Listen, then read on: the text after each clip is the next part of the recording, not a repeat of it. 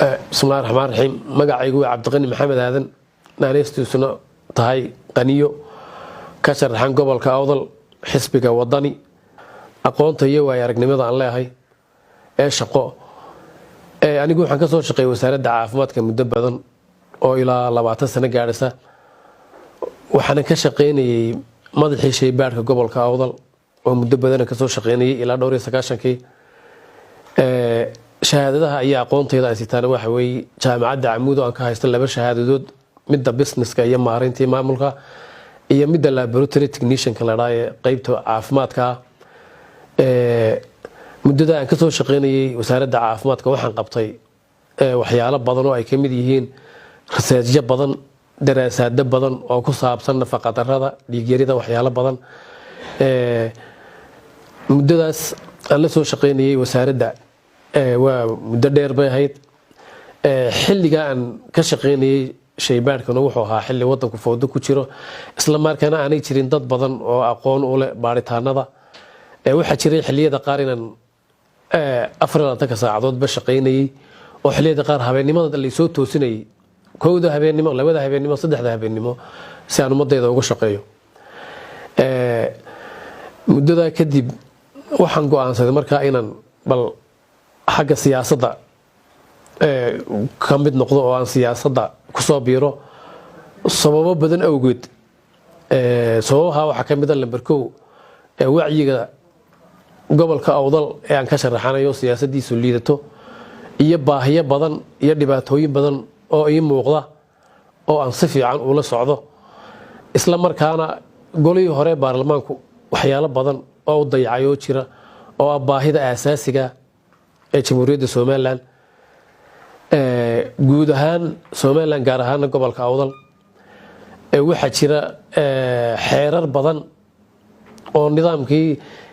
sharci dejinta ahayd ee uu baarlamaanku ansixin lahaa ee uu horumar ka gaari lahaa ayaa waxay yihiin ilaa hadda sidii madaxweynihii jamhuuriyadda Maxamed Xaaji Ibrahim Cigaal dastuurkii uu sameeyay ayaa ilaa imika sidii loogu shaqeeyaa wax badan oo laga bedelana ma jiro adduunyaduna way isbedelaysaa horumar baa la gaadhayaa sharcigu waa inuu la jaan qaado marba siyaasadaha dawladda si ay u socdaan sharci dejintuna waxay gabtay hawlihii ay ka shaqeyn lahaayeen isla markaana baahiyaha loo qabo waxa kamid ah dadkii aqoonta u lahaa inay wax ka qabtaan siyaasadda dibadda ayay ka joogeen oo xagga dibadda ayay ka joogeen isla markaana dadkii ku haboona ma noqon golo baarlamaan oo dastuuriyan laga dhigo waayo inta ay baarlamaanka iyada hore jireen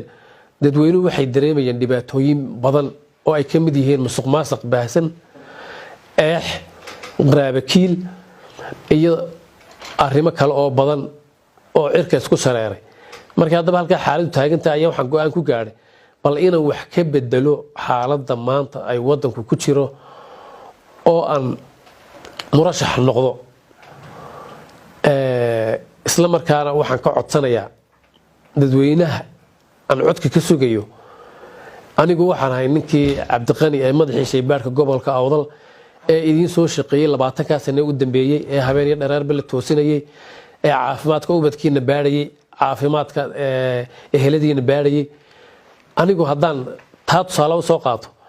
gobolka Awdal dhammaantii dadweynaha ku nool waxa laga yaabaa qof aanan caafimaadkiisa baarin ma jiro ku aanan reerkiisa baarin ma jiro sidaa daraadeed waxaan idinka codsanayaa inaad maanta idinkuna codka ay helisaan si aan mustaqbalka dambana wax idinku qabto astaantayduna waa miisaankaasna wuxuu idin cadeynayaa cadaaladii aan idinku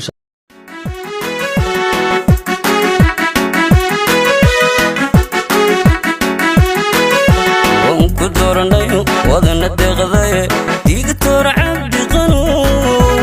dubkano xidho digtor Cabdiqani dubkano xidho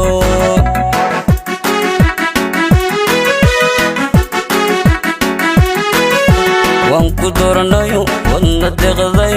digtor Cabdiqani dubkano xidho